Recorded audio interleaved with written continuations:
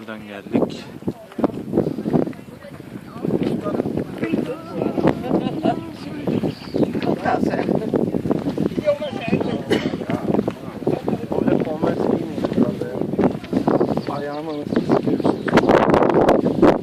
Deliyor ya şey, tavanı deler. Efes'te falan var ya, yazın sıcağında anarsın gibi şeyde. Converse'de ben giyiyordum öyle. Bir de terliyor ayağım. Şey ya, bez ya etrafı. O bez birader delici bir şeye dönüşüyor. Böyle çekilmiyor. Hiç tavsiye etmem ya.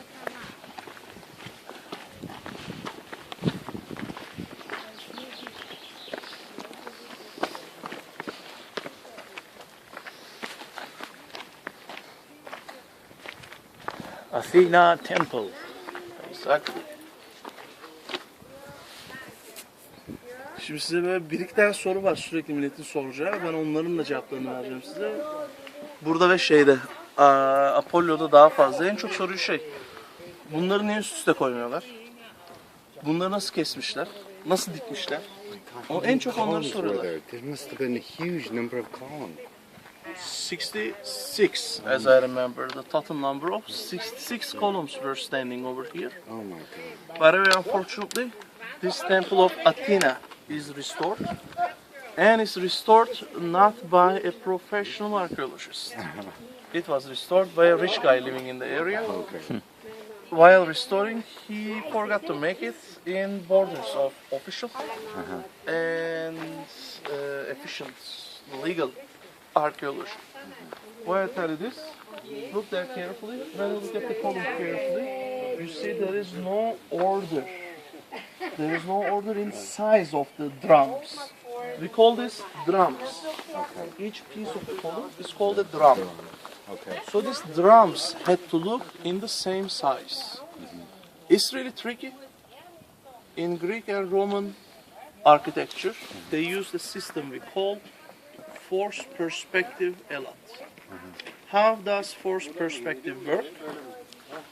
When they make these columns, they used to put them upon each other while they were not processed. They didn't have any line on them.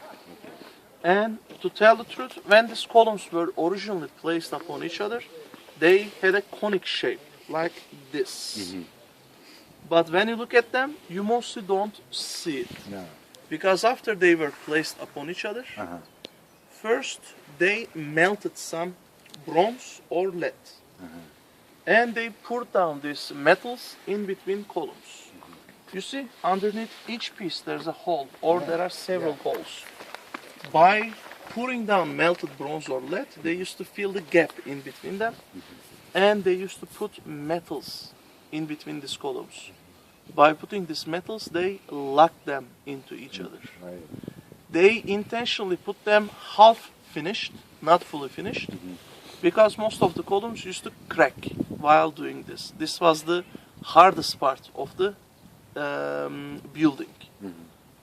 If this process didn't work well, because of the hot metal, the column can crack, and all your work can be wasted. Right.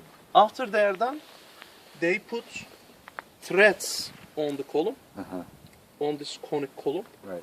By following the thread, they used to carve the flutes. We call them flutes Okay. in architecture.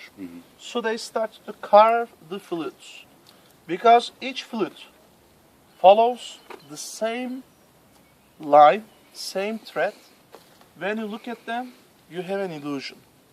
You feel like the column has the same whiteness while going up. None of these columns has the same whiteness. If you take a leveler, if you go and check it with a laser maybe, you will see it. But our brain automatically corrects it, automatically makes it straight. Right. This is a trick played by our brains actually, not by ourselves. So that's the system they used here. By the way, one day in the future, this Athena temple will be fully restored, because officially there should be at least 70% of a temple to make restoration. This is around 75% as I remember. One day in the future, when we have enough money, this will be restored. Right. The marble you see in this area, where did it come from?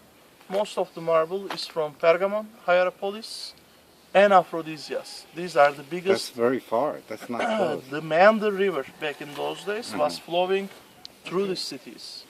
So that's why Meander River was really enough to carry stones in between the cities. Okay. And don't forget, these stones were not taken when they were raw, they were half processed and taken here.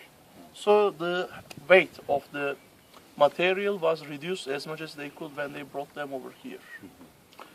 And by the way, this Athena temple is not just an Athena temple. Don't forget, Athena is a goddess who was dedicated to intelligence. Athena was born from the brain of Zeus.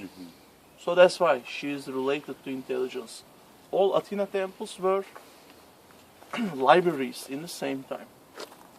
And also they were governing places in the same time, like parliaments. This one was not a temple, just a temple. It was a temple plus parliament of Ionia. So when Ionic cities had meetings, when the Ionic council met, they used to make it over here. Another thing was made over here, Olympics. Not the Olympics, as you know, not the Greek ones, the Ionic Olympics. We know the Olympics took place each 4 years, but Ionic Olympics used to be each year for 1 week.